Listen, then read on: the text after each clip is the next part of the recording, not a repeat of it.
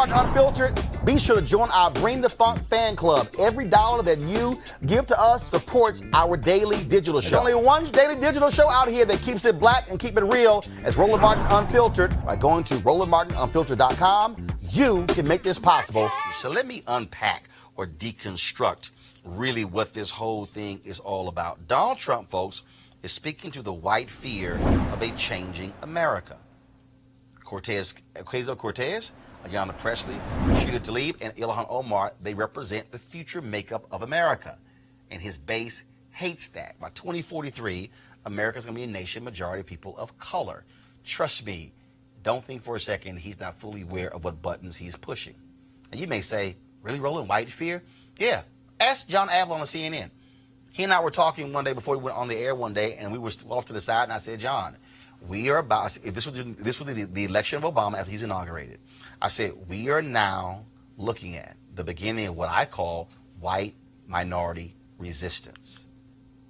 That is, even though whites comprise a majority in America, they are operating as if they are in a minority because of what we're going to see in 24 years. As I said, I've been saying this for consistently since 2009.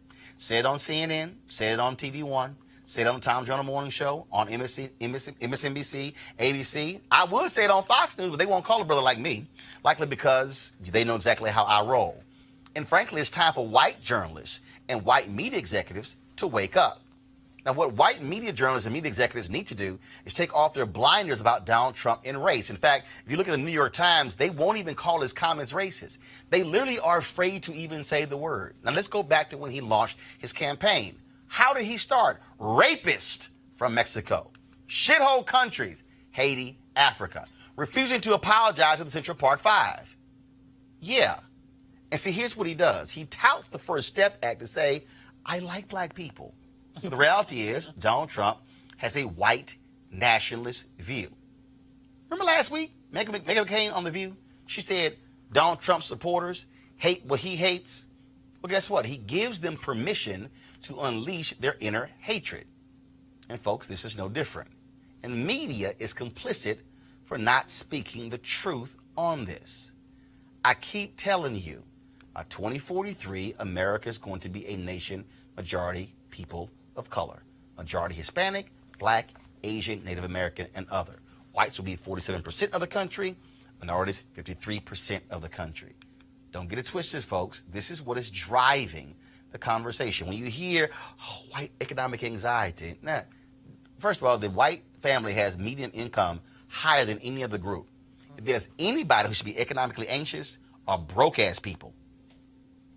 Black people, Latinos, others. But see, this white fear is driving the GOP's policies, and Donald Trump knows it. Now, does this mean all white Americans have white fear? Nope. But the fear is of changing values, direction, and priorities. Let me put a pin in that. Because, see, again, I need you to understand what I am saying. America has been led, governed, and shaped through a white prism. Rights weren't given to blacks and others. We had to fight and petition for them. If you're white, you're born with all your rights. You haven't had to have laws changed. If America saw black folks and others as true Americans, there would be no need for the 13th, 14th, and 15th Amendments, also known as the Reconstruction Amendments. There'd be no need for the 1866, the 1871, the 1875, the 1957, the 1960, 1964, 1968, 1991 Civil Rights Acts. Take a walk through American history, folks.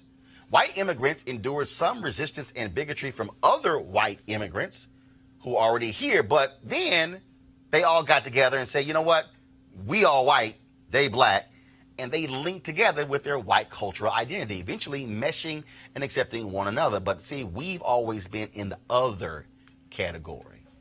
Now, again, unpacking this, what Donald Trump is doing is giving voice to what was pushed out of public voice into the deep recesses of the home and minds. Remember Robert E. Lee, after the Civil War, told his troops to furl the rebel flag.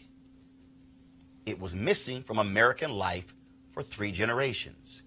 When did the Confederate flag reemerge? In 1948, when the Democrats, in a very small way, put a civil rights part in their party plank. The racist Dixiecrats got real upset, held their own conference in Mississippi, and guess what they pulled out of the attic? The Confederate flag. Now remember, this all happened after Republican Herbert Hoover led the Lily White movement on the Republican Party. Then you had that violent racist Democrat, Woodrow Wilson, who embraced the birth of a nation. The history of America can be marked based on white fear and attacks on people of color. And what is typically the driving force? Culture and economics. Guess what's always used as an excuse? Crime. Portray minorities as stains on American due to crime. Just check Donald Trump's tweet. Pull the tweet up, please. What did he reference? The crime in these nations. Pull the tweet up. Here's what it says. Right there. Okay? Worst, most corrupt, and end up anywhere in the world. Next. Come on. Next. Right there. Why don't they go back and help fix the totally broken and crime-infested places from which they came? What Donald Trump is saying is code. What he is saying is these others, they are criminals. And that's where you come from. That's what he was trying to say there. Folks, this racism formed the basis of his presidential run. But here's the key. This is nothing more than his 2020 re-election plan. What did he say in 2016? Only I can fix this. The same racist playbook Nixon ran on in 1968. Oh, Nixon tossed the black folks an economic bone. That's what James Brown stood with Nixon.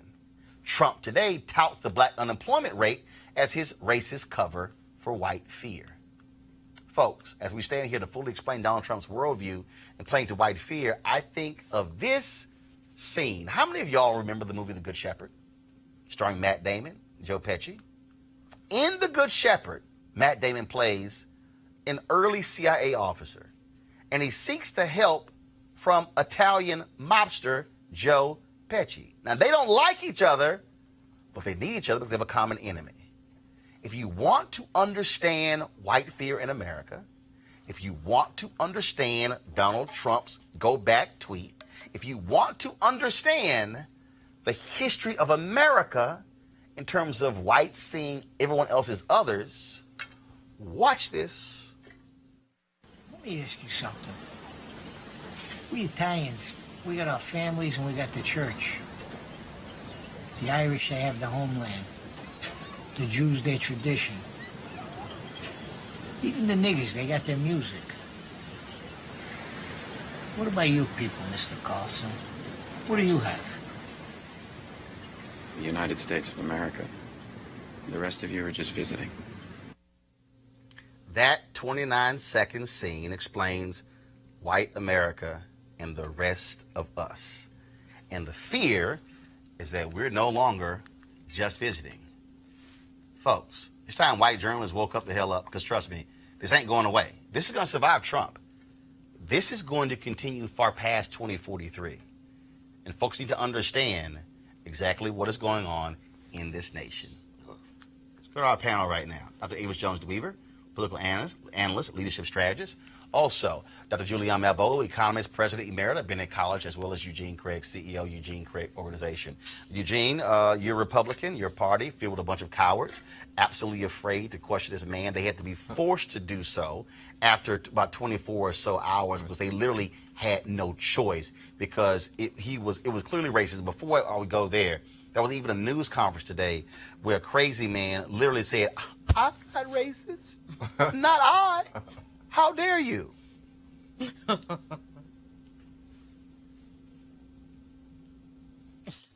got it. I didn't mention names, and I didn't do that, but I will tell you, with our country, and I think everybody in this audience, these are great manufacturers, great workers in our audience, too. They brought a lot of their workers here. If you're not happy here, then you can leave. As far as I'm concerned, if you hate our country, if you're not happy here, you can leave. And that's what I say all the time. That's what... Okay, I'm going to come back to it. If you're not happy here, you can leave. Didn't his punk ass criticize Obama during the 8 years?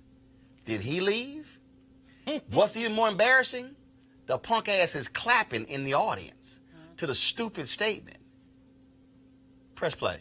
What I said in a tweet, which I guess some people think is controversial. A lot of people love it, by the way. A lot of people love it. But if you're not happy in the U.S., if you're complaining all the time, very simply, you can leave. You can leave right now. Stop it right there. He does know there's a thing called the First Amendment, which allows for you to protest, allows for you to assemble, allows for you to critique. No, he can't read. Go ahead and press play. Come back if you want. Don't come back. It's okay, too. But if you're not happy, you can leave. But these are Americans.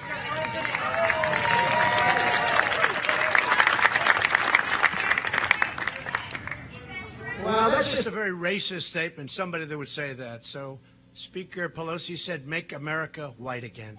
Let me tell you, that's a very racist statement. I'm surprised she'd say that. John, go ahead. Eugene.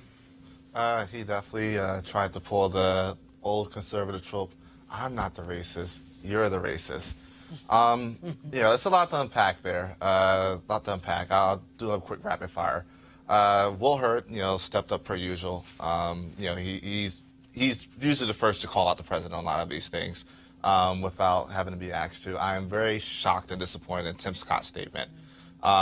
Literally 2 years ago, this is the same person that stood on the floor of the Senate and gave his encounter of being a black U.S. senator, not a black man, a black U.S. senator in the D.C. metro area. And for him to equivocate criticism of law enforcement to the president coming in and giving very blatant racist statements is beyond disappointing.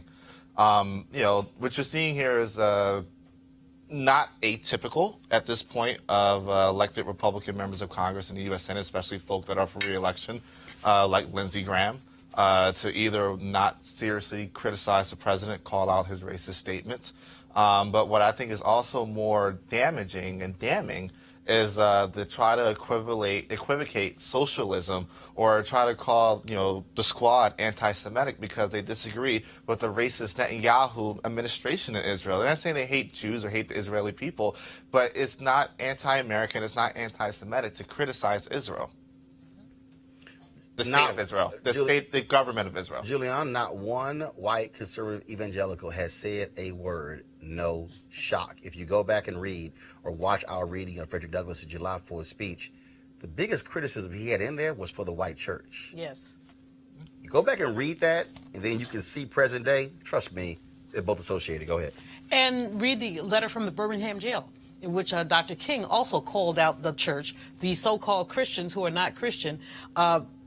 I want to, Roland, go back to 1918, to the lynching of Mary Turner. Mary Turner was a black woman whose husband was lynched, and she said that she was going to hold people accountable. And when they said that she Eugene, turn your damn phone off, Eugene. I really do. I'm trying to talk. If you're going to play with your phone on the show, turn the volume down first. It was a mistake. Then play with your phone. Yeah, especially I'm Julian's, don't talk because your ass done before. Don't act like don't start trying to front Eugene. Yeah, I do have a point. Now finish your point. Okay, Roland. I love you anyway. She gonna try to pile on Eugene when you done before. Go on. Okay. Keep going. Mary Turner lynched because she was mouthy. Because she was a mouthy black woman who was going to hold white people accountable for lynching her husband. What the punishment for black women being mouthy has been lynching or worse, as in Sandra Bland, as in others. And so these 4 women of color, amazing women who I admire, did what Democrats do. Let's be clear. What Democrats do. Dissent is the foundation of a democratic society. So they and Pelosi are dusting up.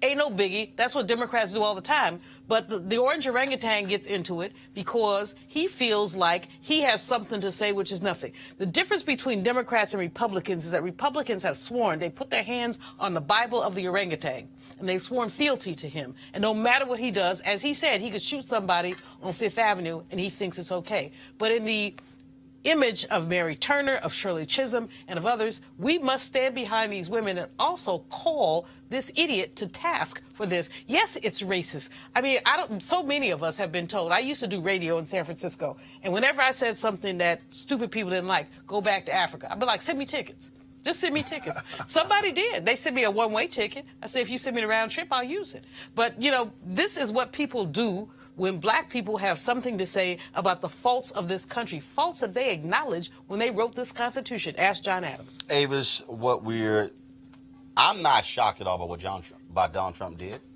I'm not pissed off by it. Follow me here. I use this as motivation for what the focus has to be. It's to throw him the hell out of office. Because there is no bottom. There's no such thing as Donald Trump has hit rock bottom. No. He will go lower. And he will go lower. You cannot shame him. And he says what he wants to say. Folks, they fall into it. These white executives in media play it up big time. And so the only way to get rid of this cancer is to organize, mobilize, or throw him the hell out. Absolutely. I mean, he is what he is. All he did was put on display even more blatantly who he is. He is racist. This is no surprise. We've known this from day one. But it's, you know, and as you've said, this is a trope that we all know is a racist trope. I mean, the first time somebody said that to me, I was probably 6 years old. I mean, we know what that means. Yeah, we know what it said. Go back to where you came from. Absolutely. We've all heard that. We've all heard that. That's the one white folks always, racist white folks always use that one. And it's just like, really, that's the one y'all want to use? Absolutely. The second one is your affirmative action hire. So we know all the phrases. We know them all. And 9 times out of 10, my family been here longer than your family. Hello. Come on, let's get real. And he ain't from here. What I want to, he's not. That's what I'm getting ready to say. And we damn sure know his wife not here. From here. How long has his wife been here? How long has his mother been here? Was he even born in the United States? Let's just think about that for a minute. He projects every damn thing else. Now, I'm just, wondering about that. So we know who he is. We know he's racist, and we know that he's specifically targeting these black women because, as you mentioned, what they hate most are black women who are free. Black women who will say what they have to say. And quite frankly... Yeah, they ain't never been able to black men or black women who are free. Well, that's true, but I mean free-minded. And that's what I'm saying. And I will also say it's not all Democrats that have the courage to speak up. Yeah. I really, honestly, I really feel like Nancy Pelosi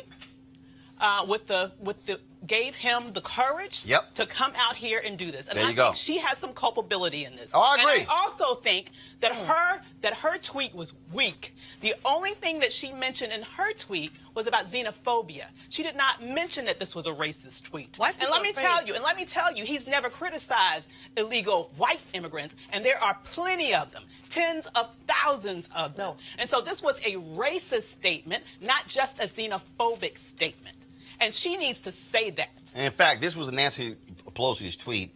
When Donald Trump tells 4 American congresswomen to go back to their countries, he reaffirms his plan to make America great again has always been about making America white again. Our diversity is our strength and our unity is our power. Anyway. You know what the problem here, just a sec, because the thing about this is we built this sucker. Absolutely. We built this sucker. That MF would not, excuse my language, MF would not, Maryland Farmer would not have a White House if it had not been for the labor of enslaved people. Okay, first of all, undocumented workers work on his damn golf courses, his winery, and he's been using them for all his time. And exploiting them. And he's playing these dumb, ignorant, MAGA red hat wearing fools. And I'm like, y'all, he playing y'all. His daughter, all her stuff ain't made in America. No, all his stuff is made. She get all kind of patents in China. His Make America hats are made in China. That's how dumb they are. But again, but they're falling for this nonsense because in the history of America, when broke white folks had economic problems, they did not blame everybody else. Who do they blame? Black people. Yeah. But also on the West Coast. Who do they blame in the late 1900s? The damn Chinese people. Yep. Okay, you can trace American history. Yep. When white folks have economic problems, they lash out. We talked about it before. The reason Tulsa got burned down because white folks did not like the amount of money they were making. Yep. In Memphis, same thing with lynching. Eugene, it's one after another. We can go back to the 1980s when they passed the initial proposition in California. Okay, they targeted, I forgot the number, targeted legal immigrants. I'll never forget, Molly Ivins wrote a column. She said, y'all, it ain't because of them. It's because of base closures in the whole state of California. But that's what we've always seen. This targeting of people of color when white folks are unsettled because of economics. And the problem now, Eugene, they're now literally saying, like, damn, oh my God, this is the most diverse Congress. What? You got 2 Muslim women, and you got that Muslim dude, Andre Carson. We had 2 Muslims before. Keith Ellison became Attorney General of Minnesota. Damn, now we came back with 3. Like, what happened? they don't know what to do. Yeah, right, the hijab. And one wears a hijab. So the thing is this, right? To Avis's point, Nancy Pelosi is actually the only person that can actually really do something about this, and that's impeach 45. And she doesn't want to go down that path, but she's going to end up being forced to go down that path. But this country absolutely has always blamed the other. It's one of the reasons why the work that Dr. Barber's doing is so important to, you know, somewhat wake up poor white folk up. That look, you know, your economic situation isn't because of brown people or tan people or black people. It's because of other white people. Yeah. This is, again, I need everybody to understand. You can't just make this about Donald Trump. Exactly. I'm telling you, this is white fear. Yep. And I'm going to close this out so I can get you to understand what you're dealing with here. When I talked about morals and values and culture, okay? When you hear Ocasio-Cortez, or when you hear Presley, or you hear Ilhan Omar, or Rashida Tlaib, when you hear them talking about how we view the American flag. See, white folks have been raised. It's the flag. Oh, my God. Wrap yourself in it. Oh, my God, the glory of the flag. But see, for us, we also know the flag has been used for oppression. And so our view is different. What you have to understand is how America was created. How that whites have been trained to view America. As Jackie Robinson said, I ain't saluting that flag. I ain't standing for that flag. And folks said, well, what's wrong with him? He served in the military. That's the real deal here. The reason the Colin Kaepernick case was so controversial, because he had an alternative view of the national anthem and the flag. That's what I mean by culture. What I mean by culture, folks, is that the beauty standard in America has been a white, blonde, blue-eyed woman. Now the problem is, damn, we got to consider other people. Okay, they already pissed off, you know. Look, it ain't even like a new thing now to see a black Miss America. Because, hell, what we want, about 8, 9 by now? They don't know what to do. Okay? All right? Why do you think it was such a visceral reaction with Tiger in golf? Serena in tennis? Because you had black folks who are now going into typically white spaces, and they're now succeeding. That's what's going on here. So when I talk about this worldview, that's the real issue. The worldview is changing. This nation has been constructed through a white prism. Now, it now has to be seen through a black prism, through a Latino prism, through a Muslim prism, through a female prism. It was a nation that was built for white male landowners to have power. It's in the documents, y'all. All you got to do is read. And so, don't think, oh, and this is why Joe Biden is wrong as hell. Joe Biden thinks, oh, defeat Trump, we go back to normal. That's the problem, Joe. We ain't trying to go back to normal. Because we've known normal for 400 years. And that bullshit ain't work for us.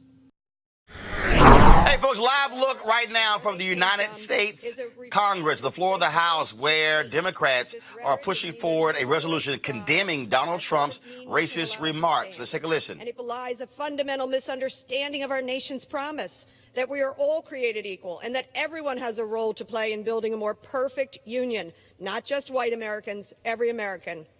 We hereby recognize these words for what they are: offensive, hateful, and the people we represent deserve better. As a co-sponsor, I believe we must call out hate wherever we see it, whether in our own houses or in the White House. I urge all members to support the resolution. Words matter. Thank you, Madam Speaker. Reserve. Gentleman from Georgia, reserve. Gentlelady from Texas. I'm pleased to yield 1.5 minutes to the distinguished gentleman from Georgia, Representative Lewis. Gentleman's recognized for 1.5 minutes.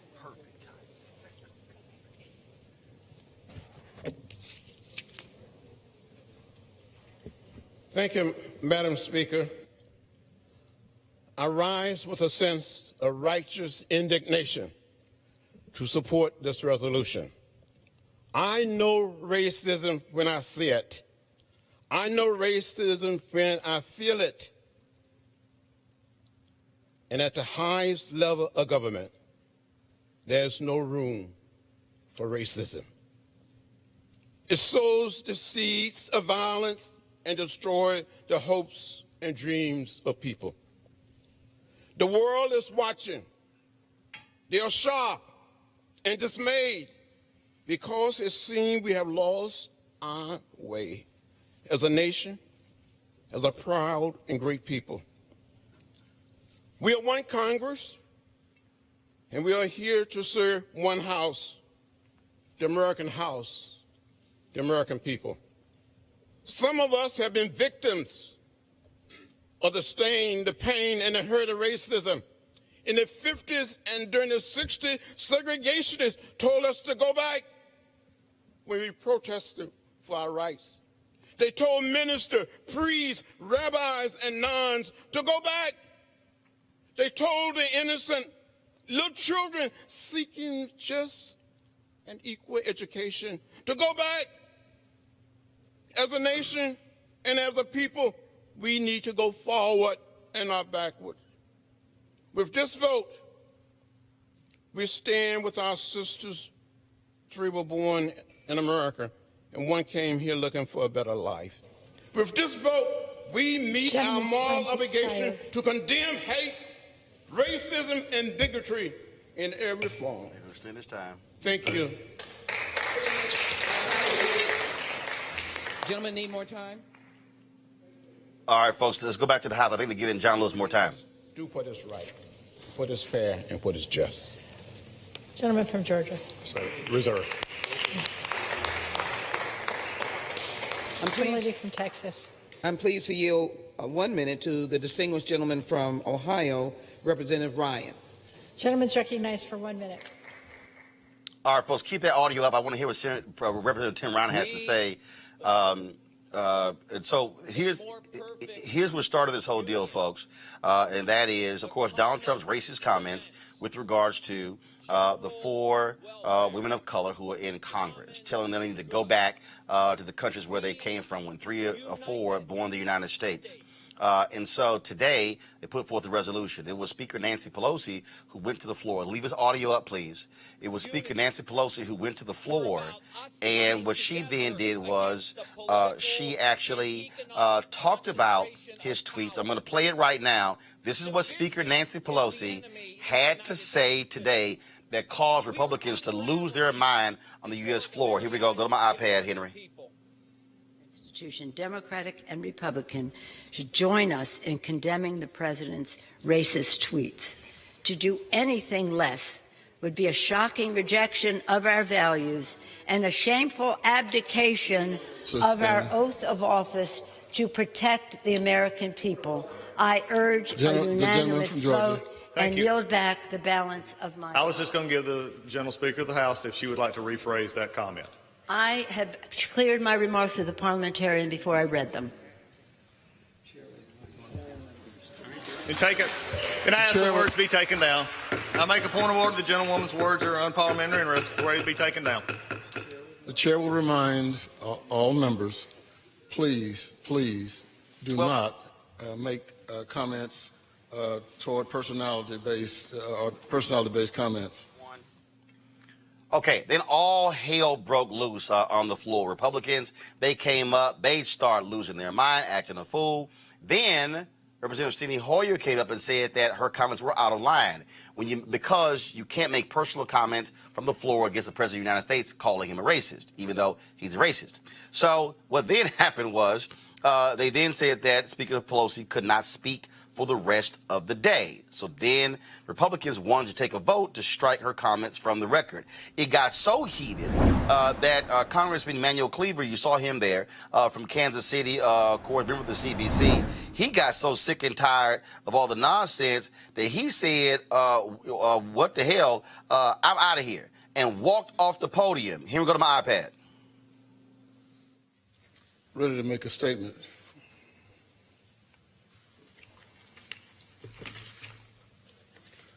I came in here to try to do this in a fair way. I kept warning both sides, let's not do this, hoping we could get through. Ms. Japal had a situation where we could be in here on another motion to take down words of a friend of mine, but we don't ever want to pass up, it seems, an opportunity to escalate, and that's what this is. I'll dare anybody to look at any of the footage and see if there was any unfairness, but unfairness is not enough because we want to just fight. I abandon the chair.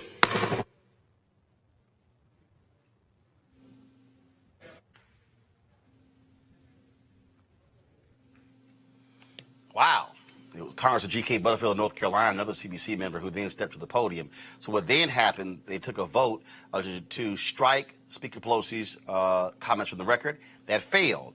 Then they took a vote to restore her speaking privileges. That passed. Now they go back to the debate over the issue of whether or not to issue a formal resolution condemning the comments of Donald Trump. Suffice to say, lots of drama. And also just to understand, again, just how absolutely crazy this whole deal is. We also, earlier today, outside of the White House, Kellyanne Conway, of course, one of, what's his name, spokesman, she actually said, some of them said, you talk about just nuts. They had this news conference, and she literally asked a reporter, what was his ethnicity? And he was like, what the hell does that have to do with the president's comments? She essentially has issued, not an initial apology, but sort of backtracking from that as well. Just again, utter craziness going on. Donald Trump, you know, he loves all this drama. Of course, you know, he's probably sitting in the White House, happy to hear his name being talked about. You have Republicans who are coming out saying, well, no, his comments really weren't racist. It's not what he was talking about. We really shouldn't focus on that, but we know what the hell that was. Go back to where you came from. Let's talk about it, of course, with our panel, Dr. Jason Nichols, University of Maryland, Department of African American Studies. We also have Kelly Bethea, Communication Strategist, and Malik Abdul, Vice President, Black Conservative Federation. Malik, Republicans, first of all, some came out yesterday condemning Donald Trump's comments, some saying absolutely racist what he had to say. Now, well, not sure. All this sort of, I mean, all these different things going on. What do you make of all of this drama that Donald Trump has unleashed? Well, it's you know, I agree with Senator Scott. You know, the comments were definitely racially offensive. And some people will even call that xenophobic.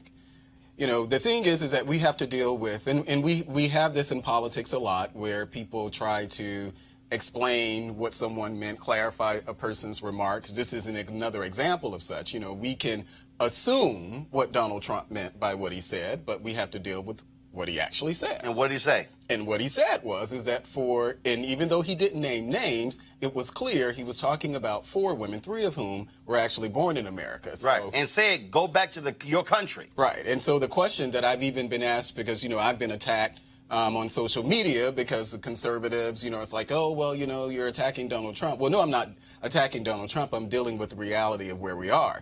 And this is one of those instances where, unfortunately, and I get Donald Trump, you know, this is who he is. You know, he's 72, 73 years old, so he's probably not going to change much. Not probably, but he won't. Well, and he won't, and most people his age won't.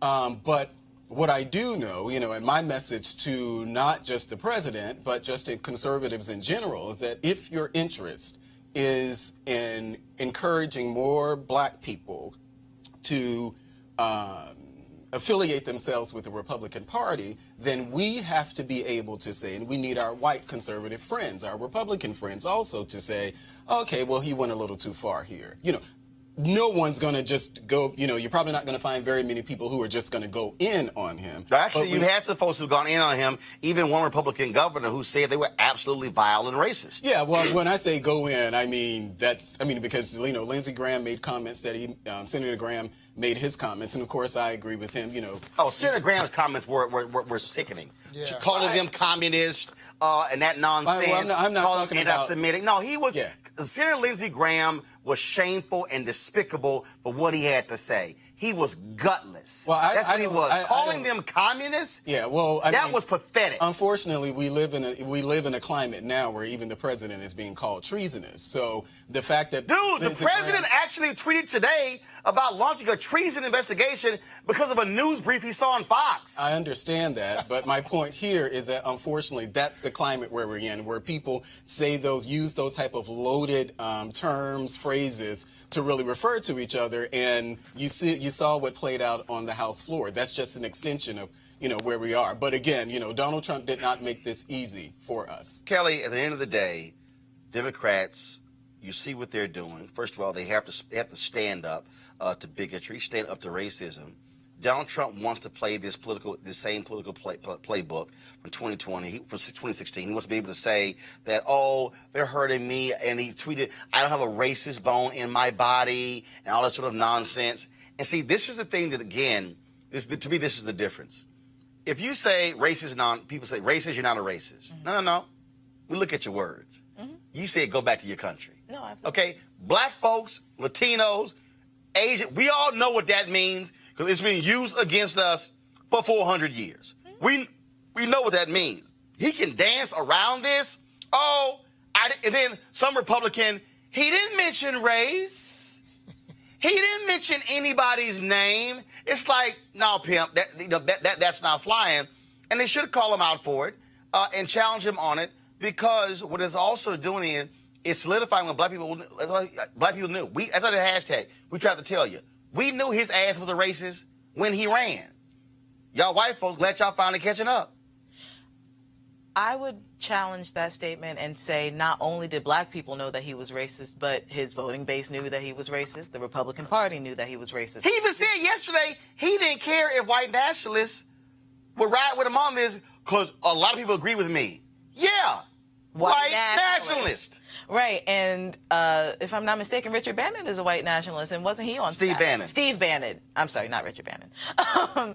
But everybody knew that Trump was racist when he was on the campaign trail, before he was on the campaign trail. For those who are, now aware, because they were too young to know, but the Exonerated Five, and we saw When They See Us and what Trump was doing in New York at that time. Like, he has an entire history of xenophobia and racism. And for people to be of the sentiment that, oh my goodness, I can't believe he said this, it's very disingenuous to me. I'm actually pleasantly surprised that the Democratic Party said anything at all on the floor, because it's been 3 years of him just spewing hate. And now all of a sudden it's like 2020, we want the presidency, so we're actually going to act like we're going to do something about it. Jason, the bottom line here is Democrats want to expose him for who he is. He believes, and his people, this actually helps him with his base. Look, we know who the hell his base is, but at the end of the day, Republicans are now forced to defend his words. And they're simply showing their true colors by having to defend the racist words. We know what he said when he said, go back to the country where you came from. And when 3 of the 4 are Americans. And then also, by the way, Congresswoman Ilhan Omar has been an American in America longer than his own wife. Right. And that was the point I was going to make, is that I don't think that Donald Trump, we oftentimes say that Donald Trump is anti-immigrant. He's not anti-immigrant. He's anti-black and brown immigrant. Mm-hmm. Right. He ain't got a problem with white immigrants. Yeah, he's cool with white immigrants. He married 2 white immigrants. His 3. mother. Oh wait, no, she was. 2. Marlon Maples is American. But either way, they all look. Yeah, they're all the same. He married 2 immigrants. His mother was an immigrant from Scotland. His grandparents on his father's side were both immigrants. He doesn't have trouble with immigrants. He has trouble with black and brown Precisely. immigrants. And I also think that it's not really an issue with Donald Trump, us finally knowing who Donald Trump is, or anybody figuring it out. I mean, if his words at Charlottesville didn't move you, or his words about Judge Curiel didn't move you, or his words about Mexicans in 2015 didn't move you, then all of a sudden this is the breaking point. I don't really get that. I think that, and he doesn't care. He doesn't care. He doesn't care. And his whole deal is going to be, I'm going to keep saying this. I don't care. There is no bottom, and that's the thing. all these white journalists, like Howard Kurtz earlier, Malik was like, well, you know, journalists need to be very careful saying that it was racist because Trump issued denial. Like his ass don't lie. I'm like 10,000 confirmed I'm like, lies. he known to lie. You acting like, oh, well, he issued denial, so I should take into account his denial. Yeah, well, I don't think that Donald Trump is a racist, and I don't think that the people who voted for him think that he was a racist. I voted. You know his ass a racist. I voted for him. Malik, you know damn well he a racist. I voted for him, and I don't think that Donald Trump. Do you intend to vote for him again in 2020? Absolutely, without a doubt. So you voting for a racist? Well, you know, was his comment racist? Hold up, was this comment racist? It was definitely racially offensive. What the hell is that? What the hell is that? What's the difference? It's the same thing. That what the hell is that? Yeah, can you tell me the difference between racially offensive and racist? Well, he said things that were racially offensive. But what's the difference? I'm sorry, or insensitive, or whatever you want to say. Okay, but I'm just asking, what's the distinction between racist and racially offensive? Well, I think that when we start, I think it's possible for someone to say racially offensive, homophobic things and not be actually homophobic or racist. Okay, but if you said racist things a number of times, several times, like when do you become a number of times? Well, if we're talking about the system of racism, I mean, we really should, you know, we could have a broader discussion of what that system. No, we're actually no. Stop. We ain't discussing the system of racism. I know, I'm sure all of us know, and that's why the same comments, you know, the things that I said on this show before, you know, the things that Louis Farrakhan has said that were anti-Semitic, you know. We're gonna go with Louis Farrakhan. Is Louis Farrakhan president of the United States? It doesn't matter. No, it does matter. But it doesn't matter. It does matter about things that we have accepted. Is Louis Farrakhan over the U.S. military? Does Louis Farrakhan have the nuclear codes? Does Louis Farrakhan? No, come on. Louis Farrakhan gets to sit on stage alongside. Hell no. Hell no. No. We are not about to flip. Well, of course. No, we ain't gonna flip this to Louis Farrakhan. We are talking about the person. But he said homophobic. This man is the standard bearer of your party. This man leads your party. This man controls your party. And I've disagreed. So here's my point. I've never voted for Louis Farrakhan on anything because he's not a But I know many of us who've actually supported. Nice try. First of all, voting for and supporting. We ain't even going down the Farrakhan rabbit hole because it don't work. It's not a rabbit hole. No, it is a rabbit hole because you want us to chase. No, this is the question, Malik. This is the question, Malik. You asked me. You said racially charged. And I said, what the hell was it? What is that? Racially charged? Is that what it was? How many racist statements before you become racist? That's my question. For me, it's hard to conceive someone being racist pursuing the policies that he's pursuing. Like what? That are beneficial to black and brown. Like what? Personally. So we're talking about the criminal justice reform package. We're talking. Let me ask you a question. No, wait, hold on. Let me ask you a question. Who instituted affirmative action? Who was that under? Oh, I don't remember. Richard Nixon. Okay. Who ran on the Southern Strategy? Was that Nixon? Nixon. Yeah. Who also launched the war on drugs, where one of his own advisors, his notes revealed that it was specifically targeted at black people? That was Nixon. Richard Nixon. Who used the N-word himself?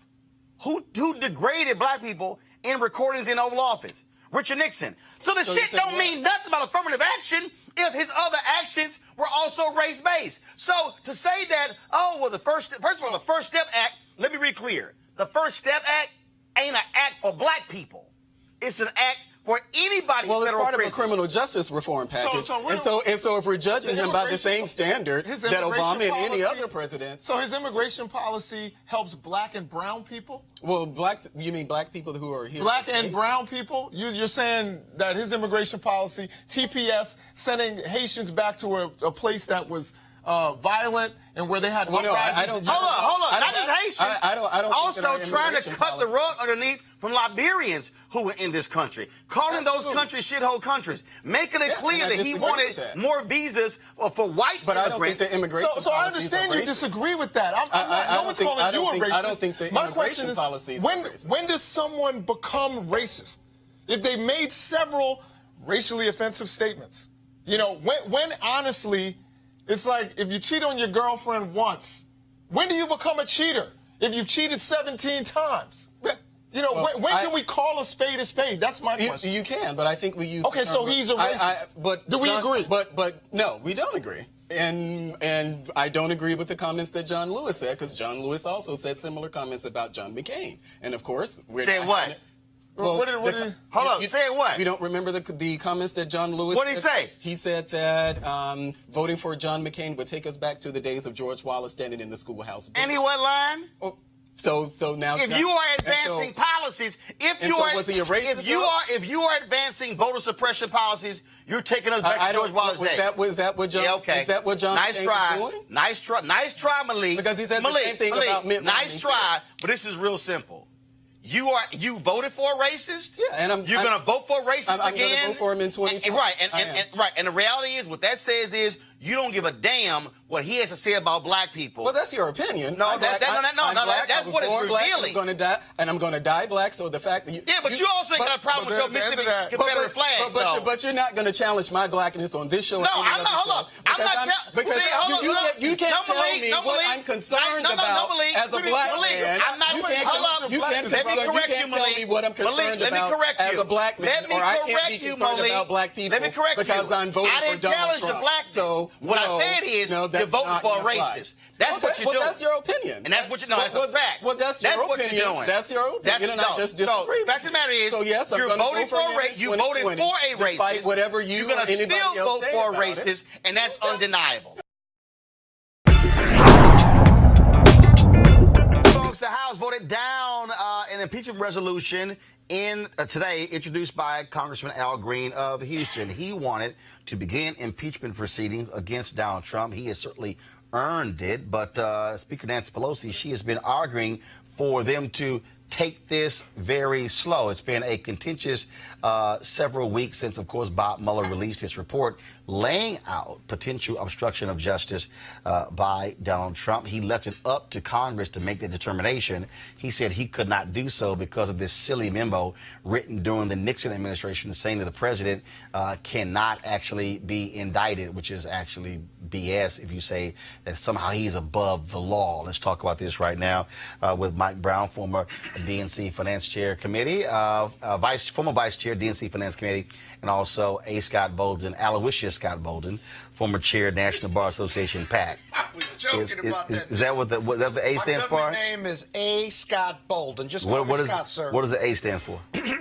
Alan, A-L-A-N. You lying. It stands for Aloysius. Don't even front. That's what it stands for. I'll be watching from above. Don't do that. And from above, she's gonna lay hands on you as well, for disrespecting me. All right, let's get right to it. It's no shock, Michael, that this has failed. Pelosi, she always had the votes, but what she is dealing with is a very, very unsettled, angry constituency on the left who wants this man held accountable. He has ordered his folks to ignore subpoenas from this administration. They will not testify. Even folks who no longer even work for the White House, they're claiming blanket immunity on everything. At what point, though, does Nancy Pelosi have to do something? And the strategy is, well, hopefully the courts will agree with us on this. But again, when you got a restless body of people, they're not going to make it easy. You know, as you and I have talked about it, you know, I'm a loyal soldier of Speaker Pelosi. But on this one, I think she may be miscalculating.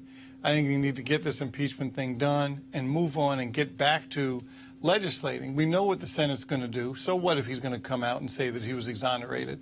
He will have the label of impeachment on his name going up through the election.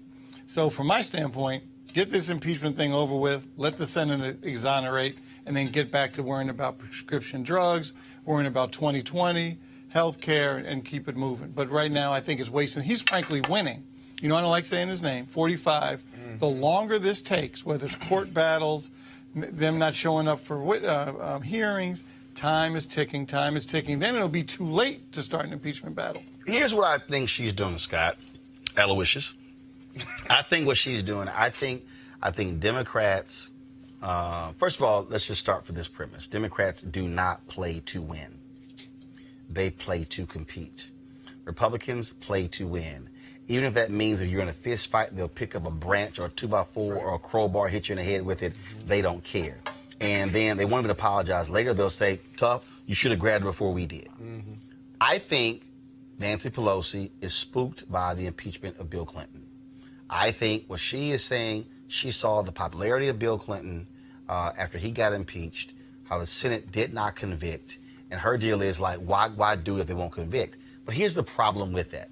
Tomorrow, they're likely going to take a vote on the minimum wage, guaranteeing the federal minimum wage at $15 an hour. Mitch McConnell is not going to bring it up. So when you try to make the argument that, well, there's no sense in doing this if the Senate won't convict, but you're passing bills they won't even vote on. So you're actually doing counter to what your argument is on impeachment. Can somebody give a standing ovation to Congressman Al Green? If somebody's listening out here, have his money people send me a card or something so I can make a contribution to him. You ain't even made a contribution to this show, and you've been on it since we started. See, there you go right there. All right, right. Trust me. Al Green, don't wait. Let me tell you Alpha Al Green, don't wait on his contribution. It's going to be a while. I'm with you, Al Green. Trust me, because you got heart. Okay, I'm going to text him right now and tell him. Urgency of this. You tell him. He understands the urgency of the moment, that this strategy of hanging back and counting votes, and if you can't get a conviction, then you don't move forward on the constitutional requirement that you move forward. I'll tell you something else it does. It makes the Democrats look confused, and they are confused, because when you put your finger up in the political winds and say, can I get a conviction or not, then you're not being loyal to the obvious. You're not being loyal to someone that is a racist, someone who has obstructed justice in the Mueller report, and someone who has defied subpoenas on the House and Senate side. And so as a result, what is Congress's role in all of this? What is Pelosi's leadership in all of this? Because you're right. They're doing the same thing on substantive legislation, and it's not getting passed. And I got to tell you, not even getting passed. They're not. He's not even bringing it to the floor. Exactly. He won't even consider it. It's kind of like they're just passing stuff. He's kind of like, yeah, okay. Holler at me when y'all done. At least we would be unified. At least the proceedings leading up to 2020, we would televise the power of the allegations, the high crimes and misdemeanors, and we would educate the public in a unified fashion. When I travel the country, and you tell me whether this is true for you too, when I talk to Democrats, whether it's socially or at a forum, what have you, the number one question they ask me is, what are we doing, Scott? What is our position? We talk about this unity and diversity, but we seem real confused on a real simple issue called Donald Trump. Where are we going? What are we going to do? What is expected of us as voters? This was what you get that too? Because I get it all the time. This is what Al Green had to say today on the floor of the U.S. House before the vote was taken. Go to my iPad. Follows. Impeaching Donald John Trump, President of the United States, of high misdemeanors. Resolved that Donald John Trump, President of the United States, is unfit to be president, unfit to represent the American values of decency and morality, respectability and civility, honesty and propriety, reputability and integrity, is unfit to defend the ideals that have made America great, unfit to defend liberty and justice for all, as extolled in the Pledge of Allegiance, is unfit to defend the American ideal of all persons being created equal, as exalted in the Declaration of Independence, is unfit to ensure domestic tranquility, promote the general welfare, and to ensure the blessings of liberty to ourselves and our posterity, as lauded in the preamble of the United States Constitution. Is unfit to protect government of the people, by the people, for the people, as elucidated in the Gettysburg Address, and is impeached for high misdemeanors, that the following article of impeachment be exhibited to the Senate. Article of impeachment exhibited by the House of Representatives of the United States in the name of itself, of the people of the United States against Donald John Trump, President of the United States, in maintenance and support of its impeachment against him for high misdemeanors committed as president, constituting harm to American society, to the manifest injury of the people of the United States. Article 1, the House of Representatives on July 16, 2019, strongly condemned President Donald Trump's racist comments that have legitimized and increased fear and hatred of new Americans and people of color by saying that our fellow Americans who are immigrants and those who may look to the president like immigrants should go back to other countries, by referring to immigrants and asylum seekers as invaders, and by saying that members of Congress who are immigrants or those of our colleagues who are wrongly assumed to be immigrants do not belong in Congress or in the United States of America.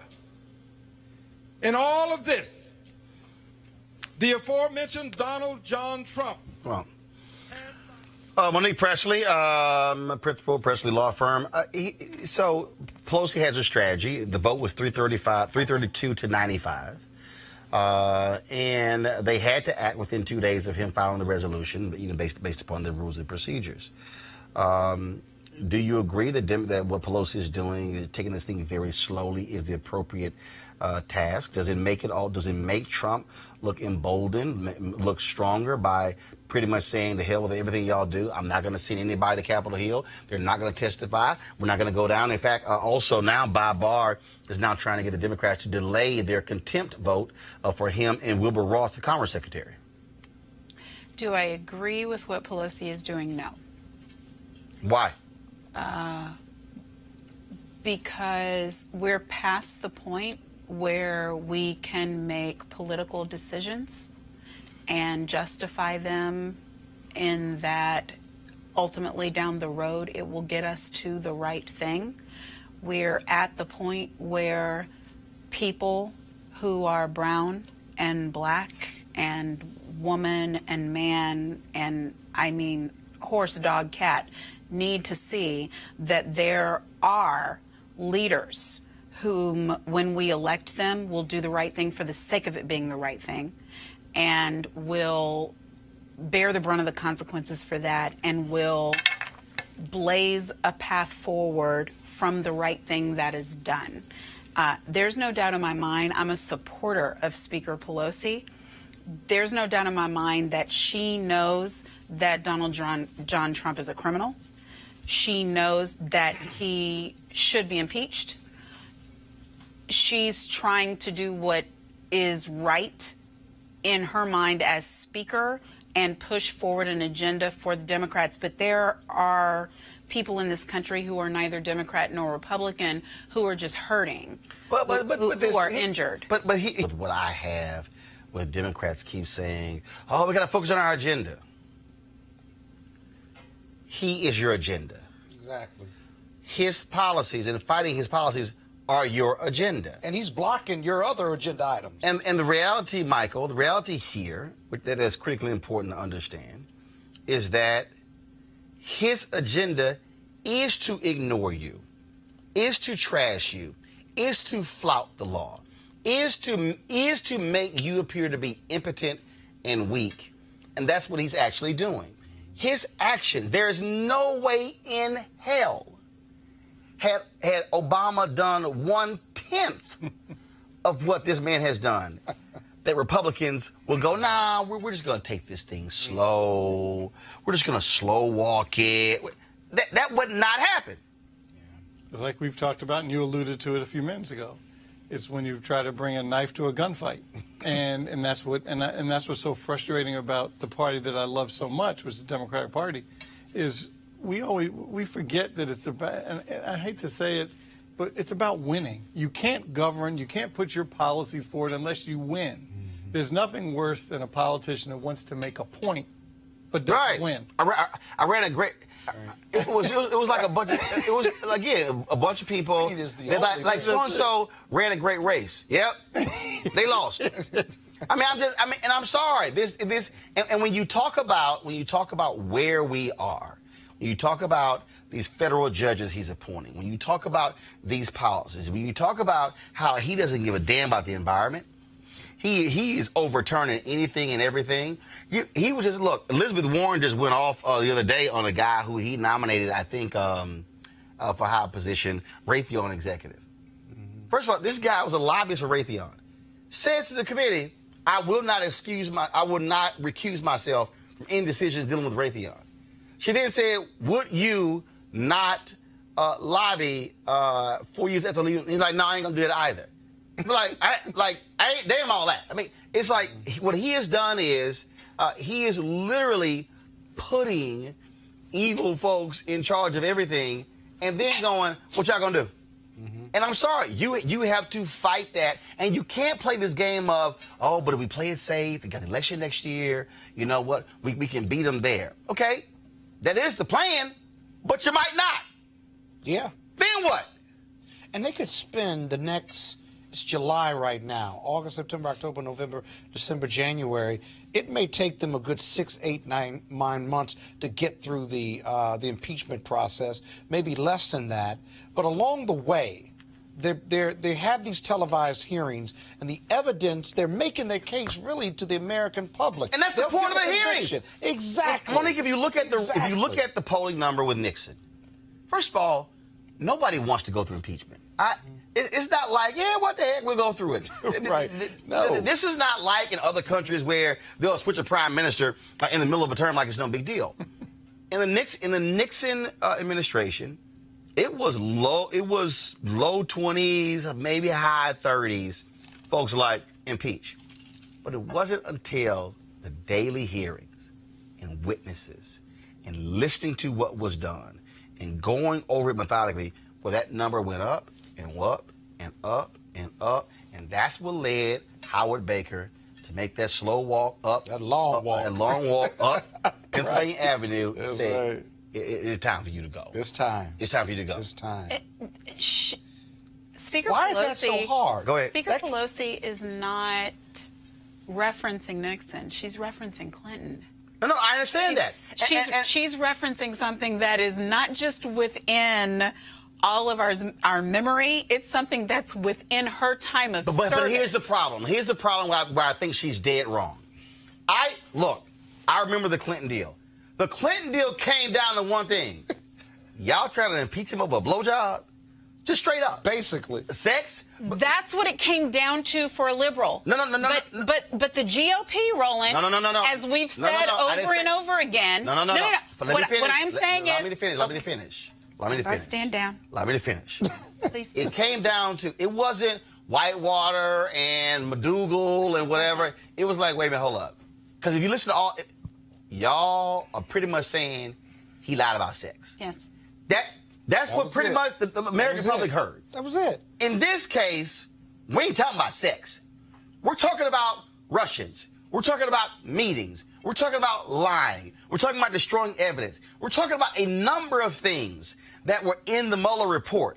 10 to 15 different examples. This ain't sex. Okay.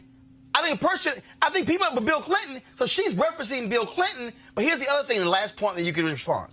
Bill Clinton was in his second term. Okay? This ain't the second term. This is the first term. Yeah. It was a whole different deal there. Go ahead. But the reason why I said she's referencing Bill Clinton, and I didn't mean because it's like blowjob compared to treason. What I meant is it's popularity compared to popularity. And Bill Clinton was as popular a president as we had seen at modern times in those times, especially for the party of purity, which is what, I don't even know when it happened, when the Democrats became the ones where you have to be like squeaky clean, goody two-shoes, can't say nothing wrong, can't do nothing wrong, can't think nothing wrong, or they'll put you out. Whereas on the GOP side, as the current president said, middle of a street in New York, shoot somebody dead, and he'll still be president. I believe he's right about it. Oh, I do too. I believe, I'm sorry, Scott, I'm not finished. I do too. I believe that his supporters will remain supporters. So what she is saying is, what will it take, because she's a numbers girl and I appreciate that, for me to get the numbers out of the Senate when the people who support this man, because you just said, what's the point in doing it unless we win? And I'm not saying, hold on. I'm not saying I don't support impeachment, because I do. I wish it had happened 15,000 trillion million day one when I was crying on my sofa when he won years ago. What I am saying is, she's saying, do we do it if we can't win? But You're saying, don't do other things unless we can win. She's saying, let's not do this unless we can win. And she knows we can't win. But Scott, the point I made yesterday why I challenged DOJ to pursue charges against the cop who killed Eric Garner. The DOJ takes this position of, well, if we can't win, we're not going to pursue. You challenged Bill Barr? No, this is what I said. I said, because even I took it back 4 years ago when Sheila Jackson Lee said to me when I moderated the town hall of CBCF, she said, I would love to see the DOJ take some chances. Stop this notion that, well, if I can't win it or if I can't see it right now, I'm not even going to try. I'm saying in this case here, I believe that, first of all, his base is only about 35%. Thank you. That's Nobody first. cares. No. You said numbers. You said numbers. I do believe. I said numbers for the Senate vote. No, but here's the deal, though. Not you numbers can't for even. population. But here's the deal. The reality is, first of all, you can't show me in the history where impeachment was even guaranteed. Impeachment is never guaranteed. Right. So there's no such thing as, oh, I'm definitely going to win over there, so let's go for it. Right. No. But here's the deepest flaw, In fact, but here's the piece, though. How many times in American history have we gone down impeachment? Right. 3 times. But what? Hold on, no, wait. How many times? 3 times. The first time, what happened? He wasn't Resigned. convicted. No, he wasn't. The first time, which wasn't Nixon, it was Johnson, wasn't convicted. No. The second time, He resigned. he resigned. Right. Because he Third saw the time, wins. Didn't work. The third time He wasn't convicted. was the result of the same thing that happened with Johnson. Wasn't convicted. But the bottom line is, We got zero chances of success. But the bottom line is, that doesn't matter. Here, look at the flaw. take the shot. But Here's the again, flaw. it does matter because with Clinton, there was no third term. You don't. You all really want to compare Clinton's popularity to Trump's popularity. No. What I'm saying is, But there's no comparison. Trump is eminently more popular. No, he's not. Yes, he is. No, he's not. My goodness. Please let me jump in. Yes, he is. Let me tell you this. Okay, all right. He has never got more than 40% of the freaking vote, And let that's alone why he's whether not he's supposed approved. to be president, right, whether Scott? he's approved. He wasn't supposed to win, was he? He hasn't. There He he is. can't grow because he can't get above 40%. Doesn't matter. Those diehard Trump supporters are going to support him no matter what, Yes, right? they will. That's fine. Well, what does that have to do with whether you're going to impeach him or not, or whether his popularity will get him elected again, even if he underpolls? That doesn't make any sense. He was never as popular as Clinton was. So why is that even in the equation? And by the way, we promised America everything that Donald Trump was going to be, and he's kept those promises. He still hasn't grown, and that's why he's got to go. Hillary Clinton, which was a flawed candidate, only lost the presidential election in total by roughly 66,000 votes. When you tear away all the stuff in 3 states, about 77,000. Right, yeah. 77,000, right? Nothing's really changed in 2 or 3 years, other than we've lived with Trump confirming everything we promised America, right? Do you see all the why I Democrats? call Let me it just finish. Puritan? If all the Democrats just get a decent candidate together, right? Put him through the impeachment process when you're talking to independents, Democrats, and all of America, and he keeps talking out the side of his neck offensively the way he is. What do the Democrats have to be scared of except success? If the Democrats, what you should be concerned about is if you send the signal, you're not actually ready to go to war. Right. You're voting against Mike, impeachment. that's the easy piece right there, Mark. They vote against Michael, impeachment. they have to have people fired up enough who will believe that you're willing to go to war. What do bullies do? What bullies do is they punk you until you step back and fight. And then that's what he's doing. He's punch him back. And what he's doing now is just punking everybody. He's punking his own party, punking his allies, punking people around the world, except for Putin, of course. And until we step up and say, and that's why I think the impeachment, that's the really only tool that's going to mean something to him. This little psych game he's playing, oh, I want to be impeached. No, he doesn't. Who wants to be impeached? He's daring. No, nobody wants to go through that. He's daring him. Monique, so the question is, will Pelosi take the shot? Will she stand up to the bully? Take the shot. Will she do it? Take the shot. So the reason why I called it the Puritan Party is because of what Attorney Bolden just said. Even in the midst of all of this, where we're talking about this amoral jackass. Well, you Trump. stop talking. She talking. I was talking to my. No, but I can hear you. But Go ahead, but see, Monique. because there's no respect. Well, and you what don't. I'm trying to say is, Scott, that when he spoke of Trump, he still, when referencing Secretary Clinton, said which was a flawed candidate. That's what we have going on the liberal side. You have a literal one who flew over the cuckoo's nest nincompoop on the other side, and we are still calling Hillary Clinton, the most qualified person to ever run for the office in the history of people running for this office, a flawed candidate. She was flawed. Okay, She was flawed. She's flawed the way you're I agree flawed, with you. She I'm was flawed, great, we're but flawed. she was a flawed candidate. But the fact that in the United States of America, if you're liberal, you can't have any history. You can't have flaws. You can't have, I mean, the reason why that man is on the wall right now, they can't see it on screen, Barack Obama in all of his glory is on the wall, is because he could do 8 years with no scandal. I dare you to put That's 3 great. million Just other put black men a in a room decent and find candidate up. one who could do it. You're talking Stop. while I'm The Democrats Scott. are But here's the piece. But Monique, hold on. They're trying to be smart. No, but here's the deal though. I think sometimes I do believe that sometimes you can be so smart you're dumb. And I think there were many instances where Obama was very smart, but they got done with it. And what did he do for black America? No, but here's the deal though. And the reason I'm saying that, because politics is a contact sport. And the reality is when you are facing an opponent who does not care. Doesn't care. Who does not care about process. Can't be who shamed. does not care about morals or values. Right. Who does not care. You're dealing with Mitch McConnell, who would stand there and tell Democrats when they were in control of the Senate, this thing should be done with process and decorum and things along those lines. And then when he becomes majority leader, he says, blue slip, don't care.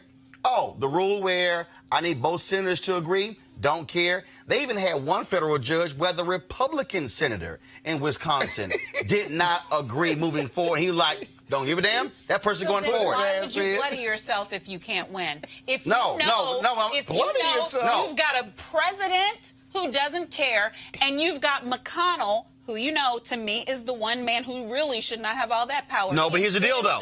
But here's what you do. Here's why you do it. No. It's not even bloody yourself. You do it. Oh, it's gonna be no. You do it because you make it perfectly clear. You got the White House, and y'all control the Senate. What's the only thing that I do? I control the House. And so I'm going to take you through the ringer. I'm going to put the evidence in front of the American people. I'm going to have the hearings. I'm going to show everybody and see, and they don't want that. Exactly. Because what they don't, which is why it was a sham when Barr came out and gave his interpretation of the report, and all these idiots in the media said, he was cleared. As opposed to going, can we read it for ourselves? Right. And then when the report gets released, it's kind of like, that's kind of not what Bob Barr, that's not really what happened. Like so we may not want to reconsider. What I'm saying is, to your point, I can't take the bully down unless I throw a punch. That's right. But if I don't throw a punch, it's going to embolden him. Now, I see they finally decided to get some guts. Folks, just a moment ago, in the vote of 230 to 198, the House voted to hold Attorney General William Barr and Commerce Secretary Wilbur Ross in criminal contempt of Congress for their refusals to turn over key documents tied to the 2020 census. Let's go. To me, now that's useful. Huh? Let's go. Useful. Yeah. That's immediate. Yeah. Okay. That's all right. Okay. For For the person at home, what the hell does that mean? It means that if Anybody in handcuffs, perp walk? That's in the foreseeable future. It's not like Not if with you the start an Republican U.S. impeachment Attorney's Office. hearing. But that's the thing that I'm saying about DOJ challenge. DOJ challenge means bar challenge. Anybody who expected that the Garner matter was going to turn out a different way, did they forget who the Attorney General is? I don't but let's understand stay what on we're the doing. So, hold on. Wait. No, hold up. No. I need to hear what it means. First of all, you said let's stay on impeachment. I'm talking about this here. Hold on. So now, as a result of this vote, now the committee can now take Barr and Ross to federal court, yes. According to the New York Times, to seek judicial enforcement of subpoenas for the materials in questions. A lawsuit is expected in the coming weeks, and the administration has maintained it is on firm legal footing in its position. Also, what you have here, obviously, by this decision, first of all, the action refers them to the DOJ for prosecution. Exactly. Well, the DOJ It's ain't run gonna by do Barr. it. It's run by Barr. Ain't gonna do it as well. But also it adds them, because prior to this, Eric Holder was the only member of Congress, only cabinet member ever held in contempt by Congress, and so now he has some company. And then it was squashed. But the question here is really, again, if you're Democrats, what is your next step? Because again, this man does not care. He does not believe in any rules whatsoever. The only way to put him on the defensive is they have to make a decision. If you start impeachment proceedings, you put him on the defensive. By now, he has to either put on a case or he doesn't. Either he sends witnesses and documents, or he just stays at the White House, and then his only hope is that the Republicans on the House side are trying to obviously flip the scales a little bit. Otherwise, it's going to get hammered to the American people. So he has to bring these witnesses, which puts him under cross-examination. No, he doesn't. Why would he? No, I'm not saying he has to. If he puts on the defense, I said if he has the Senate. That's my point. Because the House prosecutor. But that's my He has the Senate. No. Well, first of all, Show up for what? No. The House prosecutes. The Senate determines. trial.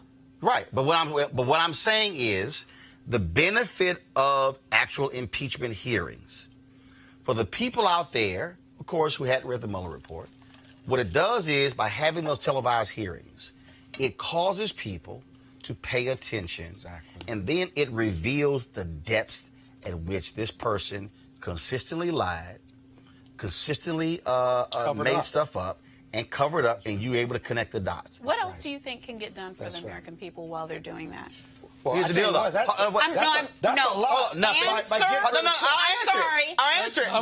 Nothing else. That's okay, thank you, Roland. No, Scott. No, that's a lot. Because here's the thing. Nothing. The real pressure for Speaker Pelosi, with Trump doing the fool with his I'm gonna wear my hood on Saturday morning thing, is it makes cooperation on any other subject untenable. Because what the hope is for the people who are trying to do business for the American people right now is jobs and infrastructure. But here's the problem. No. How's that because working for you? everything How's that they going? even haven't had a chance. But here's the problem. But he's saying no to everything. They took power on January 2nd. He doesn't have to say it's not hold on. Here's why. Here's why. That God is going to deliver Republicans and Democrats, I'm not talking about prayer, Scott. I'm really not. I'm only really just trying to talk about being interrupted. That's my only goal for today's show. You got to fight. You got no choice but to fight. And the Democrats need to start fighting now, or they're going to continue to get their butts kicked. And right now, the Republicans and McConnell and Trump are kicking their butts, and you keep trying to figure out a way to get around it. You got to go through it. You got to put your boxing gloves on, or draw whatever weapon you're going to have, and get out. There's nothing left. He can go. Tomorrow, he's going to tweet and start calling black women on the House side out of their names, B's, H's. What are we going to do? We're going to impeach him and not impeach him. What are we going to do? We're going to censure him again and say how awful it is. And then what if he starts using the N-word towards us? And the Republicans and the GOP say, well, he didn't really mean that like that. Well, I don't even know. Yeah, taken out of context, right? And then what are we going to say? We're going to censor him again. This president is not a president. He is not just a bully. He is a dictator who is supported by a GOP in a democracy that is completely being undermined. And the only way you can deal with this is to use force against force. I the believe. Democrats Democrats want to hold their fire. I believe. They keep threatening him. And I fundamentally believe that what you don't want to put yourself in a position is to look up on the Wednesday after Election Day, November 2020, and then it's sort of like a coach who had 2 timeouts. Didn't use them. Yes. And you in a post-game news conference, and you talking to the news media. News media's like, why in the hell you ain't called timeout, dog? You had timeout. What were you thinking? And you're like, well, no, you didn't call timeout. That to me, I just believe when you're going up against a thug, that's right, you got to swing. Let your hands go. So let's see what happens. And the final comment. The question really is how you swing, because it's July, right? 1919. I'm sorry. Yes, July 2019. I'm sorry, I'm exhausting you, Scott. Here's the thing. I am with my timeout, what I would rather do is say, hey, out there, everyone who's going to see this, register to vote, because whether they start impeachment proceedings tomorrow or not, when it comes time to re-elect or to newly elect a president of the United States, this same fool is going to be in the White House. And what you need to do is go now and register so that you can make sure that the next president of the United States is not Donald J. Trump. Now, whether they start impeachment proceedings today, and I hope they do, because I don't like my cousin being called a slave and an imp and a Negro. It's not your way, and don't start with me right now. What I am saying is, no matter what they do, it's going to take a while. And the reason why we're in this position is because we didn't go out en masse and vote. I want to change that so we don't have to fight this fight again. And the next time we talk about this, we can be talking about people getting some jobs and some health care and black women not dying in Georgia of childbirth more than other people, and et cetera and so on. And things that really matter. I will end this. I will end this segment this way. I said this on Tuesday about the important to register, mobilize, and organize. I still believe, though, while you are doing that, you still whoop his ass when you need to. Let's talk about last night, where you pretty much had a Klan rally taking place in North Carolina. Donald Trump, the rally was supposed to be on the same night Robert Mueller was going to testify before Congress. That was delayed a week, but it still continued. This is what took place last night in North Carolina when Trump spoke. And obviously and importantly, Omar has a history of launching vicious anti-Semitic screeds.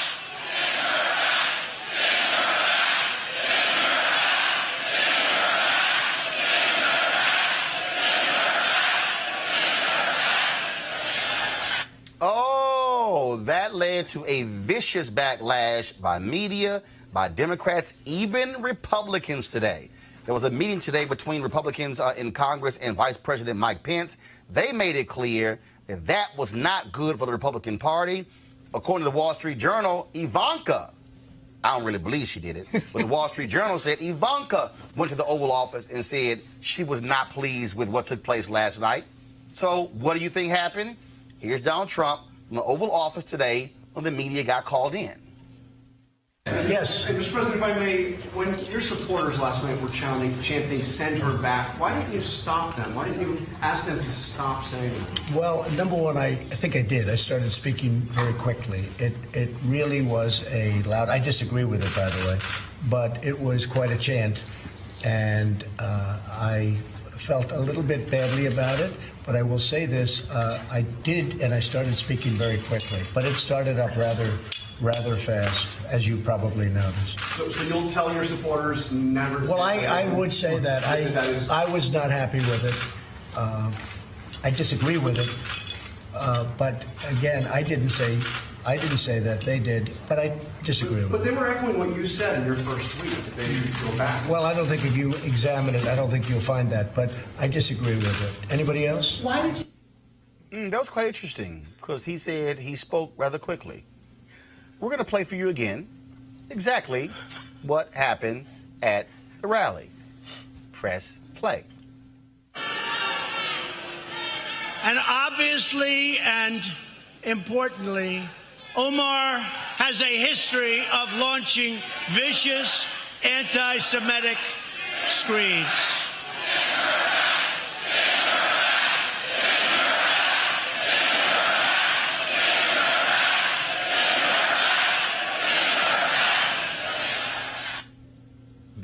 Did y'all see at any point where he talked quickly? No. He waited about 13 seconds. He allowed it to build.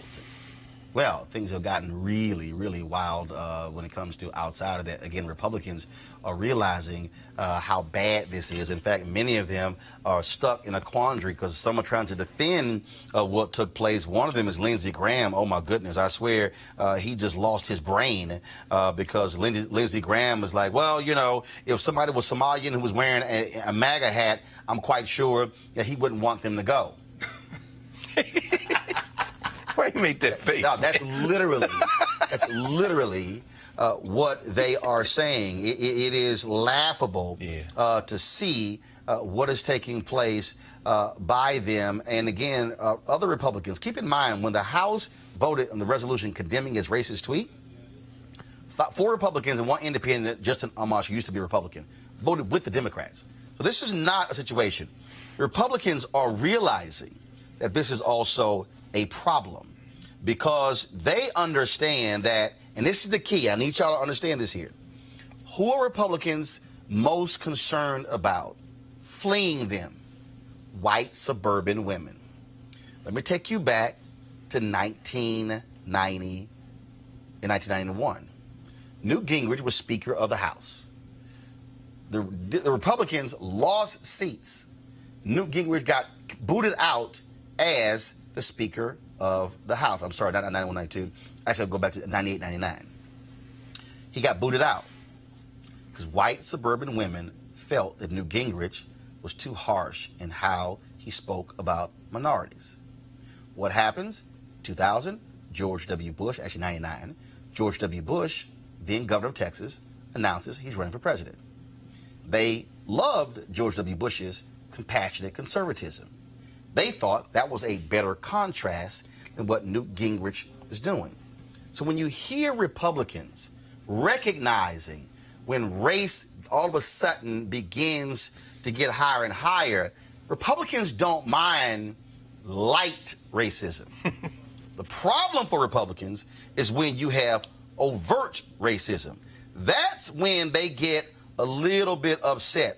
But just to show you how nonsensical this man is, okay, in terms of a person like Lindsey Graham. This is what this idiot tweeted earlier today. Something I have learned. Go to my, if you're a Republican nominee for president or president, you will be accused of being a racist. John Lewis compared John McCain's campaign to being like that of George Wallace. It comes with the territory, unfortunately. That is very, very interesting, folks. Come back to me, please. That's very, very interesting because I recall, do y'all recall when Senator Lindsey Graham went on CNN and denounced Trump's racism? Anybody else recall that? Yes, sir. In case y'all don't, go to it now. Donald Trump says. And disgusted. Well, I want to talk to the Trump supporters for a minute. I don't know who you are, and I don't know why you like this guy. I think what you like about him, he appears to be strong when the rest of us are weak. He's a very successful businessman, and he's going to make everything great. He's going to take all the problems of the world and put them in a box and make your life better. That's what he's selling. Here's what you're buying. He's a race-baiting, xenophobic, religious bigot. He doesn't represent my party. He doesn't represent the values that the men and women who wear the uniform are fighting for. I've been in the Air Force for 33 years. I retired this June. He's the ISIL Man of the Year, by the way. He just got back from Iraq a week ago this Monday. I know. We interviewed you live from there. You were with Senator John McCain, and you were going into Iraq to get a status report. What were they saying? Did y'all hear that? Did y'all? Okay, I know. Some people really didn't hear it. Do it again. He's going to take all the problems of the world and put them in a box and make your life better. That's what he's selling. Here's what you're buying. He's a race-baiting, xenophobic, religious bigot. He doesn't represent my party. He doesn't represent the values that the men and women who wear the uniform are fighting for. I've been in the Air Force for 33 years. I retired this June. That was Lindsey Graham. That's real interesting when he said he does not represent my party. Really? Doesn't represent your party. Go to my iPad. This is from Sunday when Lindsey Graham and Kentucky Senator Rand Paul play golf with Donald Trump. That was Sunday, the day after Donald Trump made his racist tweets about the 4 sisters, the women of color, in the United States Congress. See, Lindsey somehow thinks we can't pull up video and can't play his comments back. The reality is we can. And what we have to understand is what we're dealing with are people who want to defend racism and bigotry, such as Kevin McCarthy, who is the Republican minority leader in the House. Listen. You said a short time ago that the chants of send her back have no place in this country. So why is it a problem when people chant it, but not when the president tweets it? The president clarified very clearly that he did not tell somebody. He talked about the love of this country. No, he said they should go back to where they came from. He clarified inside his tweet, if you want to read the clarification of his tweet, he talked about the love of this country and said, if you don't love this country, you can leave. That's a fundamental difference. And that's what the president is talking about. You really think these lawmakers don't love their country? I didn't say they didn't love their country. They have all the rights of their country the same way. The president did not name the individual. He said, if you do not like this country, you can leave. But the president talked about building on this economy, making it stronger. There's a clear difference in this. And you watch, I didn't get to see the rally, but I saw a clip. The president didn't join in any chant like that. And I think it's really wrong that you would even challenge this president when you look at the First Lady is foreign-born as well. So I think the question is out of base. Yes. Senator McCarthy, last night as we were hearing these chants, the president just stood there. He didn't intervene. The president moved on with his speech. But if there is no place for these chants, as you said, does the president have a responsibility to cut this out? For those who were at the event, and I was not, I didn't see it, but I did talk to somebody there, he said it was a small group off to the side. What the president did, the president did not join in. The president moved on. He moved on about a speech about a country and the things that are building and right. That's what the president did. Has it become so far that you want to dislike the president so much you're going to accuse him of trying to do something he did not do? From the places that he moved on in the speech, he never joined in it, and you want to try to hold him accountable for what something in a big audience? Are you going to hold him accountable, too, for whatever any protesters or something else does it? I think that's an unfair position. So he has no responsibility to turn to his supporters and say, that's not fair. What he did in his responsibility was right. He moved on to make them stop in the process. That's exactly what the president did, and the president talked about the greatness of this country. Is that what he did? It was a small group off to the right. Press play. And obviously and importantly, Omar has a history of launching vicious anti-Semitic screeds.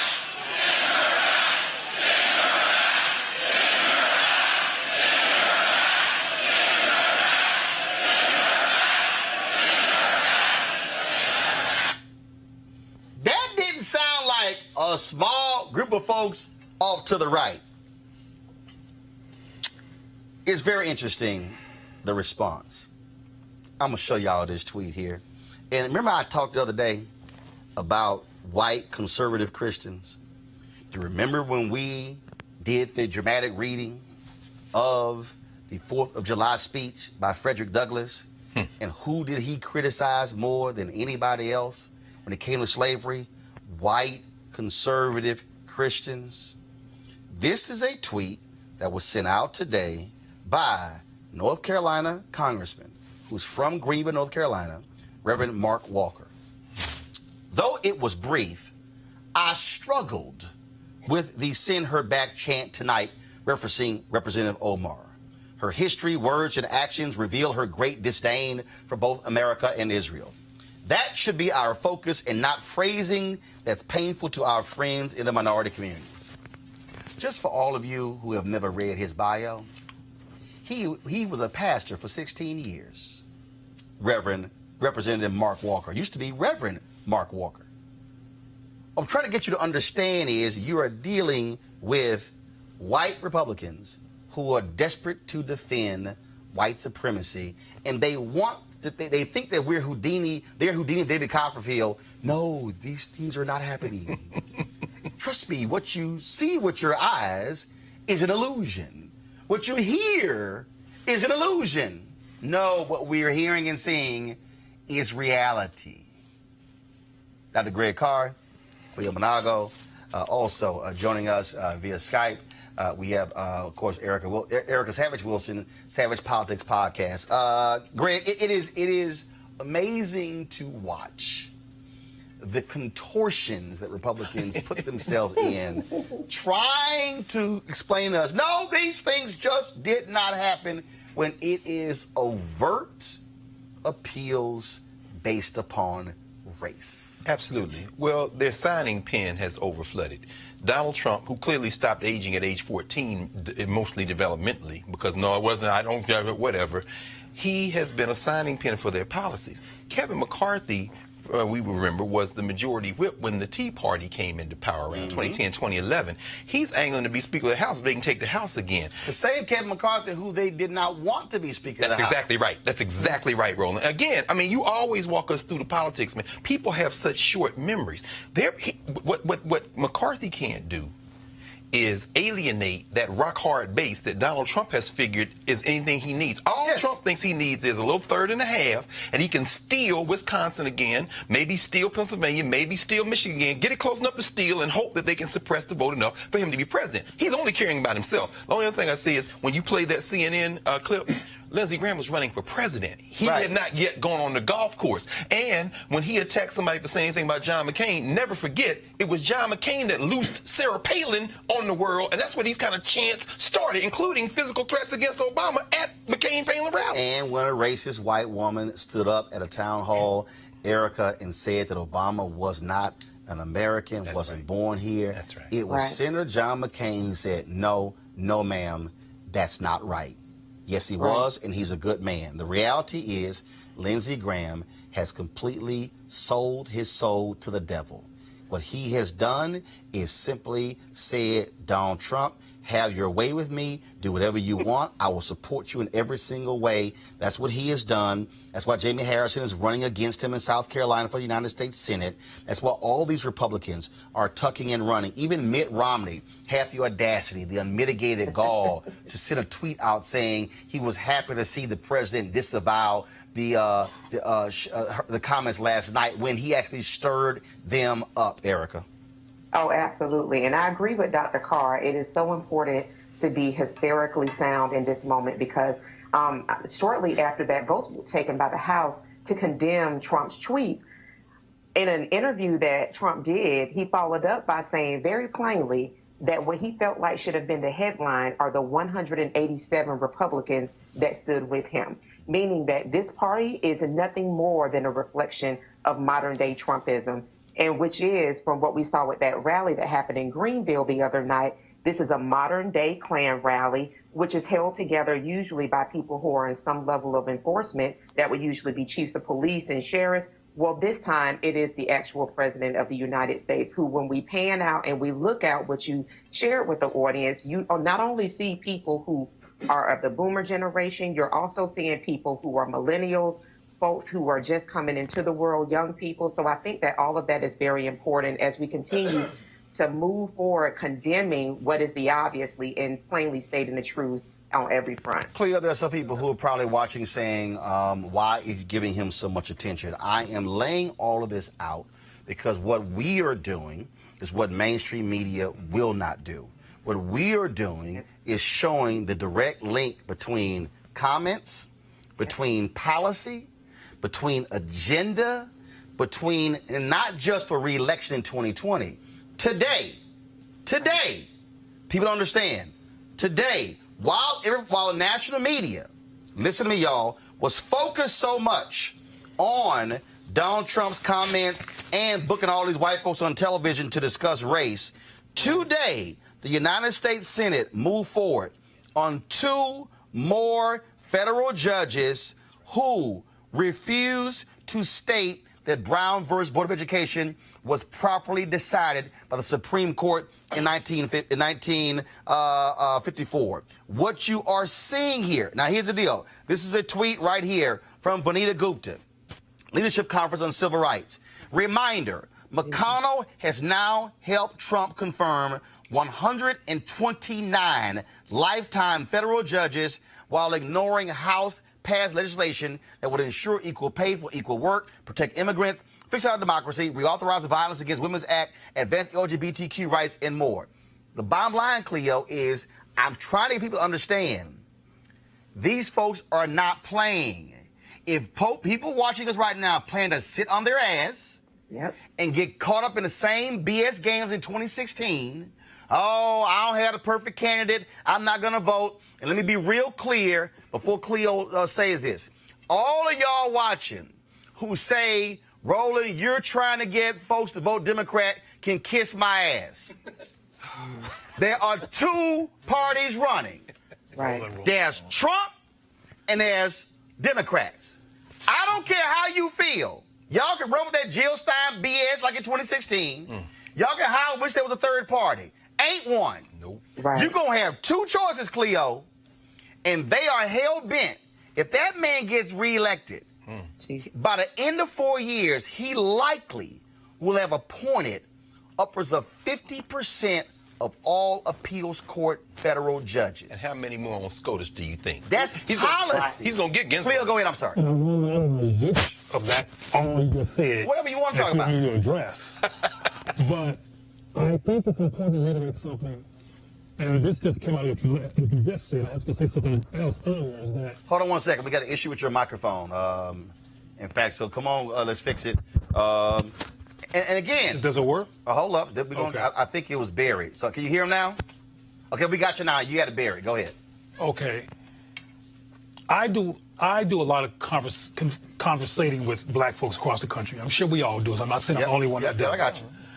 And it's important, Roland, that the Democratic Party pull out at some point some substantial issues that people can grab to. It's not going to be powerful. It's going to be a very weak position to say vote against Trump, and that be the mantra. The Democratic Party has to have some specific legislation, a specific agenda for people to pay attention to it. Because one of the things that some of us don't realize, those of us who have these strong political perspectives, is that black people in particular have been dealing with discrimination, murder, police brutality, disenfranchisement, regardless of who the president is. Right. So there's a lot of black people who feel like, I'm not saying I agree. I got it. Who feel like it don't matter who the president is. Some brothers I've spoken to, some of them were out of college that you're going to talk about later, who felt like Trump, now this is crazy. So I got it. You're probably going to get real upset when I say this. I already know it, but go ahead. They feel like Obama didn't have no balls, and Trump got balls. Since being a black man is not working for me in this society, I'm going to vote for balls. Even though what they don't realize is Trump is actually trying to cut your balls off. Well, I agree with that. But here's the piece. Here's the piece. But see, we got to deal with what is going to be broad. Right. No. But here's the point. What's going to be broad from the federal? But here's the point. Here's the point why I'm laying this stuff out on a daily basis in this way. Is that the federal judiciary? Yes, sir. Is an agenda. That's right. Absolutely. Because if you are black, come on, brother, and you want to file a racial discrimination lawsuit, that's right, and a class action lawsuit, and it gets filed in federal court, and they kick it out, as a federal judge. And Roland, that kind of information wouldn't need to be broken down instead of telling people to kiss your ass. No. Hold on. I'm doing both. Because hold on. Don't do both. No, Cleo. Do that part. No, I have to do both. Here's why I have to do both. Because what I'm trying to get people to understand is that people are sitting here going, you're saying vote Democrat. No.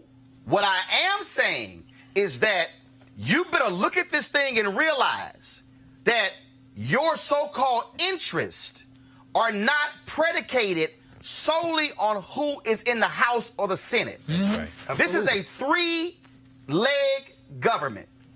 Judicial. Come on, brother. Federal bench, Supreme Court. legislative, House, Senate, executive, White House, President. Whoever is in the White House then determines the judiciary. Absolutely. You can have 100 black members of Congress. You can have 100 Maxine Waters. You can have, matter of fact, there are 435 House members. You can have 435 Maxine Waters. Right.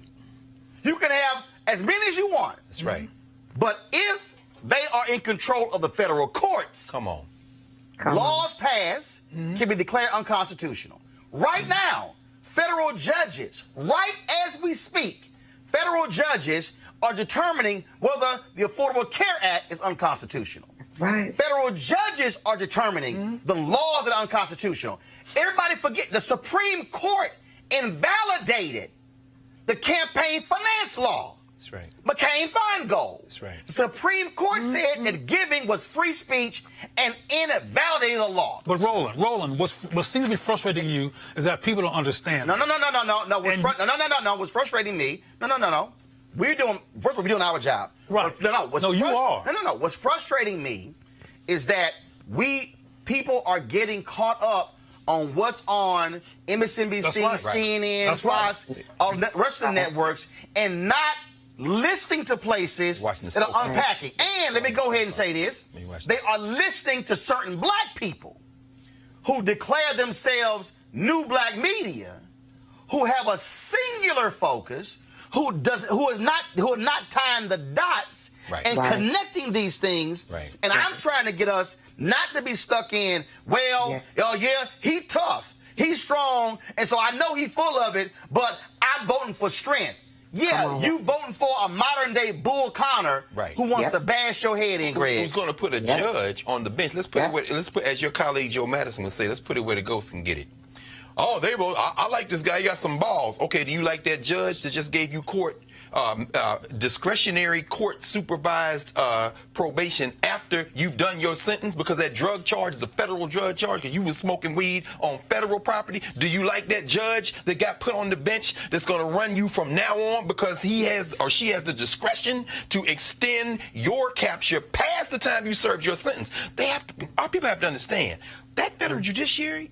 Roland, you have to keep making that point over and over again, if nothing else. But I'm still saying, and I agree with it. I know what you're saying. I know that what you're saying is correct. I'm clear about that. No, but so how do we? But what I'm saying is that there's people who are watching the hegemony, the macro. Let me get that.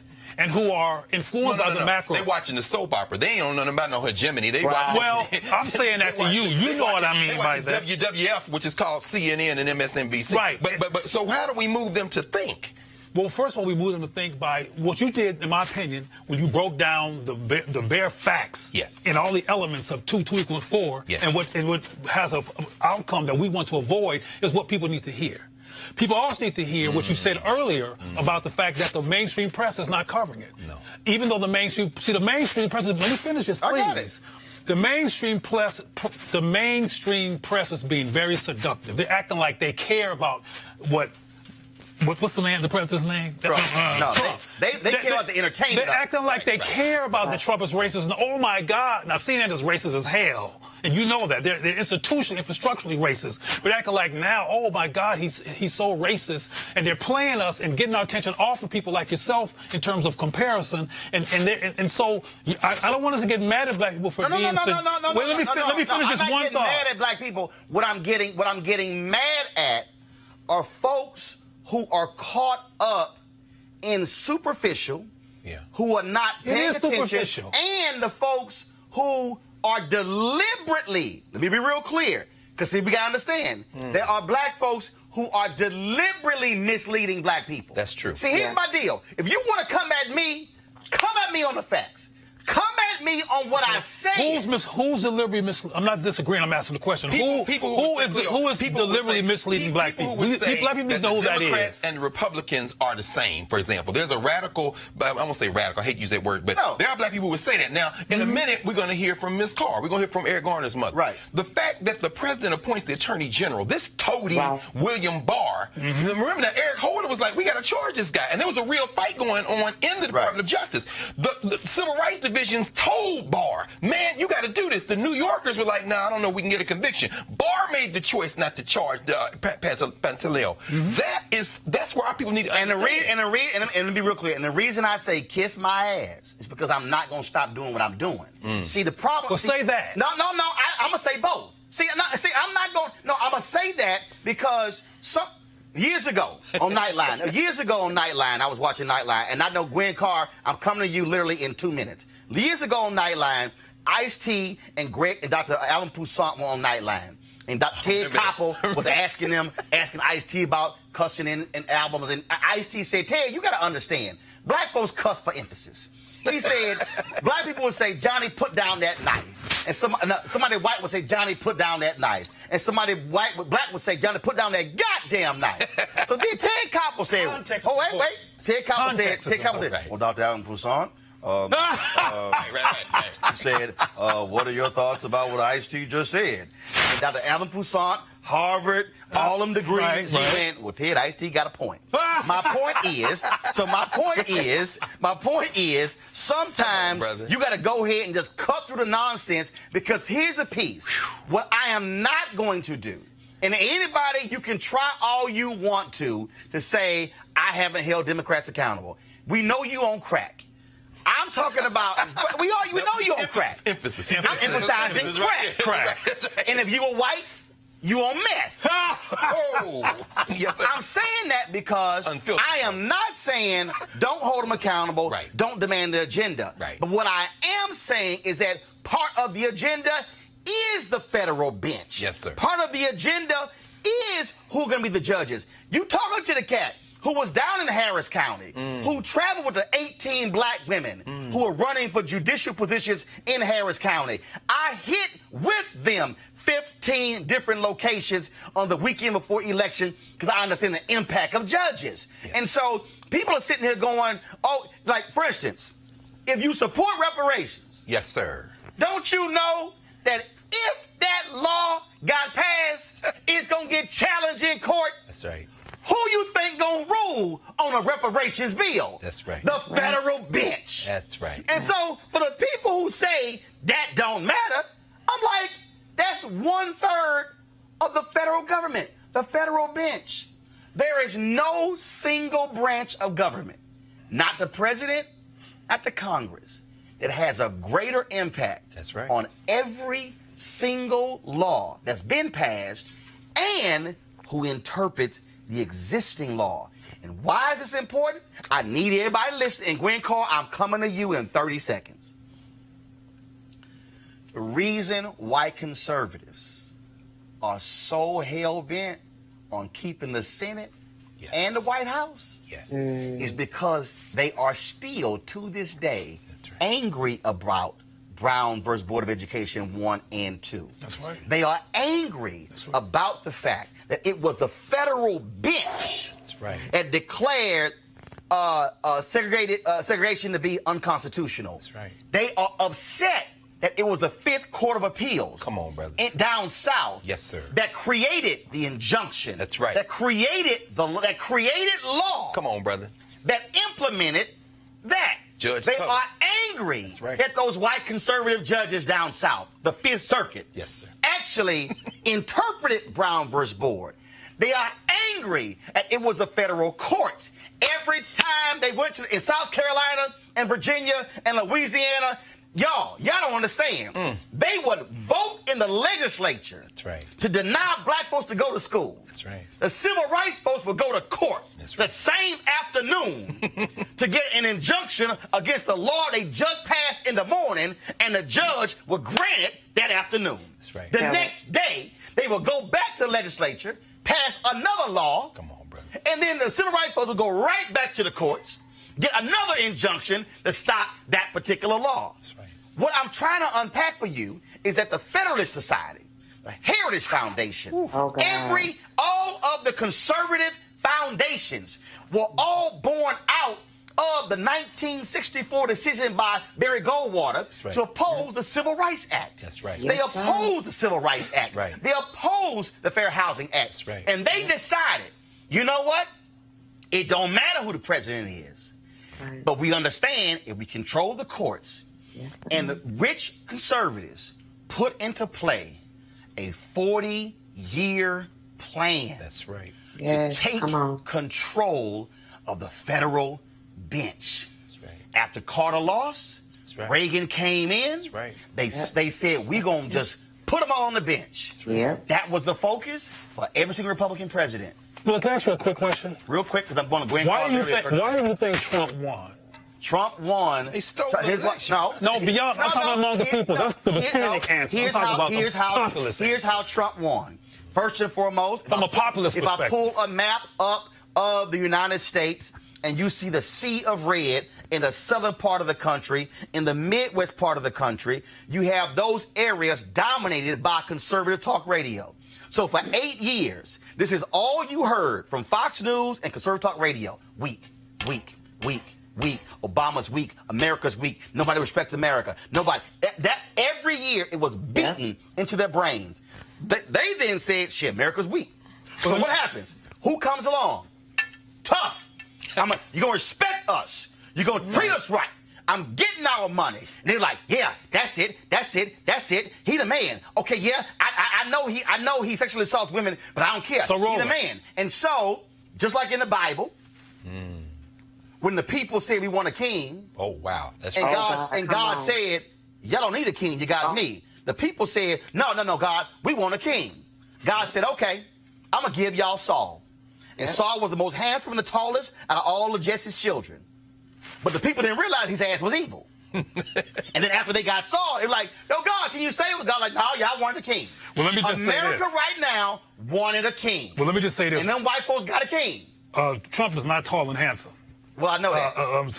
But one thing I remember on your show when we was on TV One, and I kept saying Trump going to win. 30 seconds. Trump going to win. Because Gwen is going to win. Okay, what Trump did and what we need to do too, Trump affirmed and when they needed affirmation after Obama, because they were scared by a black person looking more relevant and more powerful than what they were told we were supposed to be. And the white supremacy myth was being dismantled and they needed it replenished. He was affirming them. Yes. They needed to be affirmed. Yes. And they said, we affirm. Yes. Black people need to be affirmed too. Okay, we got to be affirmed too, and that's what I'm trying to do. But what I'm saying is this here. We're going to have the conversation. But we also, first of all, let me just here. We are far more smarter and far more clear than those Simple Simons. Because, Simple Simons, literally. You are. No, Cleo. The Pew. No, they are. Look what Dr. The Pew study, we just did broke it down. The more education white people got, the more they think like black people. Is here. That'll tell you right there. When you got white farmers in Iowa and Wisconsin losing their farms because of his tariffs, that's right. And they still send them a vote for him, they Simple Simons. You want to check out Roland Martin Unfiltered? YouTube.com/Roland S. Martin. And subscribe to our YouTube channel. There's only one daily digital show out here that keeps it black and keep it real. It's Roland Martin Unfiltered. See that name right there? Roland Martin Unfiltered. Like, share, and subscribe to our YouTube channel. That's YouTube.com/Roland S. Martin. And don't forget to turn on your notifications so when we go live, you'll know it.